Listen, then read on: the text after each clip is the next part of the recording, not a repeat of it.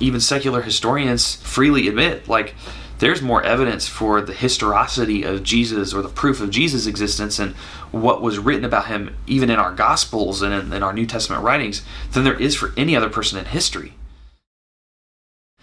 Hey everybody, how's it going? Hope you're doing all right.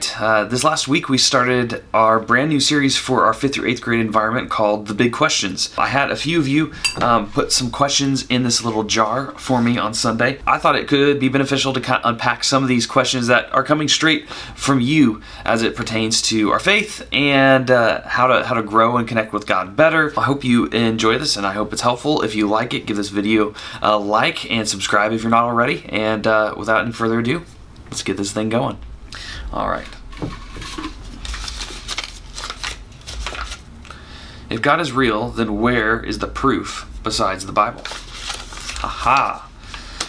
This is a good question because a lot of times we think that, well, if there's no evidence for something, if there's no proof for something, absolute certainty for something, then I'm not going to believe it. But you and I operate on faith in all kinds of stuff every single day.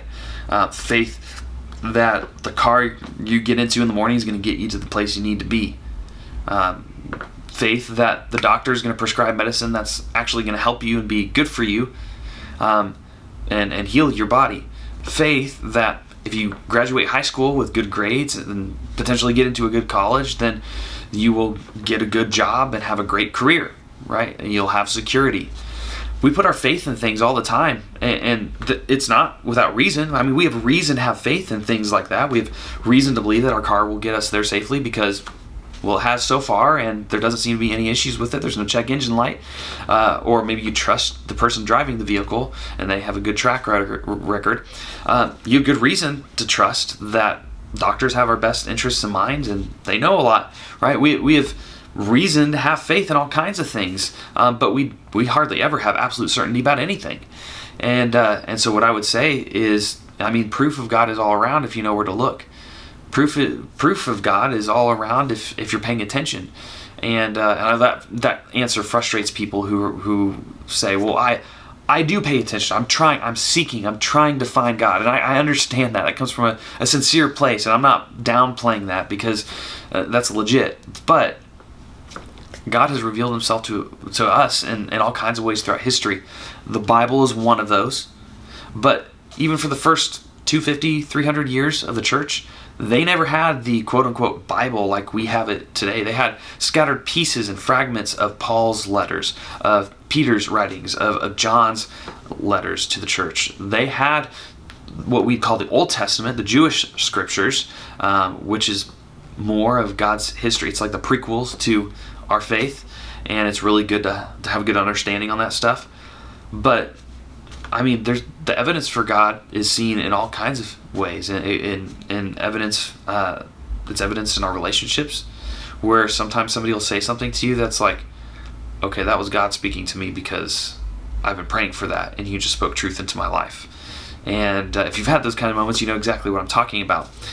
But the proof of God is all around, and ultimately, if we're, as Christians, everything hangs on the resurrection of Jesus. So if we look to the secular evidence, not even what's in the Bible, to that, I mean, here's what we know. Rome couldn't produce a body when Jesus' body went missing.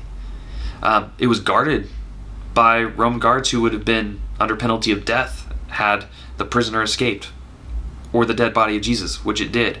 And they couldn't turn up the body. They couldn't prove that it wasn't there. It wasn't hallucination because over 500 people witnessed Jesus back alive after watching him be killed on a cross, a month later. And so a lot of that is documented in Scripture, which even secular historians freely admit, like, there's more evidence for the historicity of Jesus, or the proof of Jesus' existence and what was written about him, even in our Gospels and in our New Testament writings, than there is for any other person in history. It's verifiable. There's manuscripts and duplicates and copies, and the discrepancies between them, they're like grammatical differences, but there are no like truth-altering differences between all these copies and evidence that we have of people who wrote about it at this time. And so you can do a lot of research about that. The 70s were full of the search for the historicity of Jesus, and now any historian worth his salt will they have to admit basically, yeah, well, Jesus was a true figure, and we've got more evidence and writing on him than we do in any other person in history, which we consider real, and so there's all kinds of evidence for the resurrection. I would refer you to Cold Case Christianity stuff by I think J. Wallace Warner. We've gone through that as a church before. He's got a YouTube channel. Lee Strobel did a lot of good stuff. There's lots of stuff online. If you want to look at how much you could even trust the Bible itself, then William Lane Craig has a lot of good stuff. He's a philosopher, but he's got lots of good stuff on reasonable faith, and he has a YouTube channel called Reasonable Faith. I would encourage you to go and look into. Also, Craig Evans. He's really kind of the expert when it comes to the manuscripts and documentation and Dead Sea Scrolls, all the evidence for why we should have faith in the Bible that we have today. He did a lot of research on that and a lot of writing and books on that, so go look up Craig Evans.